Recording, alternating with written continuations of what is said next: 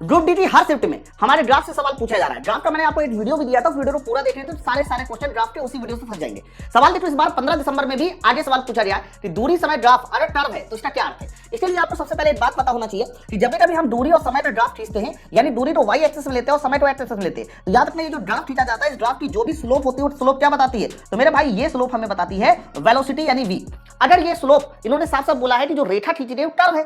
अब आप खुद मुझे बताओ, अगर हम लोग दूसरा दूरी और समय ग्राफ खींचे, लेकिन इस बार दूरी समय ग्राफ स्ट्रेट लाइन ना बना के ऐसे कर्व बना दे, तो कर्व बनाने में क्या हो जाएगा, तो कर्व बनाने में देखिए स्लोप जो होगी वो अलग अलग जगह पे अलग लगे। सर यहाँ पर स्लोप हमारी कुछ देखिए अलग होगी, उसी तरीके से देखिए यहाँ पर स्लोप कुछ और होगी। भाई यहाँ 10 डिग्री का एंगल है तो यहाँ 20 डिग्री का होगा, आगे कुछ और होगा। तो जब भी कभी स्लोप हमारी बदलती है तो याद रखना जो वेलोसिटी है वो वेलोसिटी हमारी क्या होती है, बदलती है। अब देखो यहाँ पर हमारा कितना बेहतरीन ऑप्शन लिखा है, वस्तु एक समान चाल से चलेगी, गलत। विराम अवस्था में रहेगी, गलत। असमान वेग से चलेगी, ये बात एकदम सही आंसर हो जाएगा, क्योंकि अगर डिस्टेंस टाइम ग्राफ कर्व रेखा है तो 101% उसकी जो वेलोसिटी होगी वो बदल रही होगी। क्यों, क्योंकि उसका स्लोप भी हमारा बदल रहा होगा। अब इस पर जो है दो तीन चीजें मैं आपको बहुत अच्छे से समझा देता हूं, ये तो आपको बात समझ में आ रही होगी। एक और पॉइंट है, बहुत अच्छे से एक्सप्लेन करता हूं।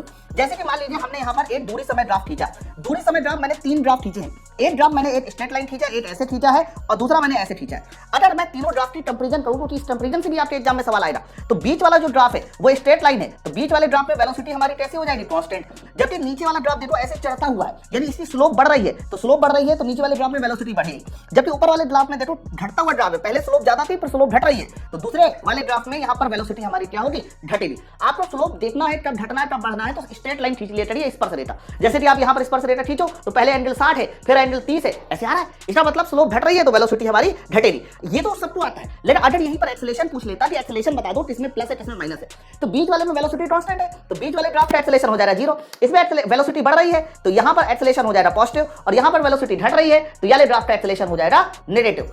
कैसा लगा कॉन्सेप्ट, नीचे मुझे कमेंट सेक्शन में बताइए। उत्तर तो आप सबको पता चल गया होगा, लेकिन जो जानकारी मैंने आपको यहाँ दी वो बताइए आपको पहले से पता थी या नहीं। ऐसे बेहतरीन कॉन्सेप्ट को सीखने के लिए ज्वाइन करें उड़ान बैच।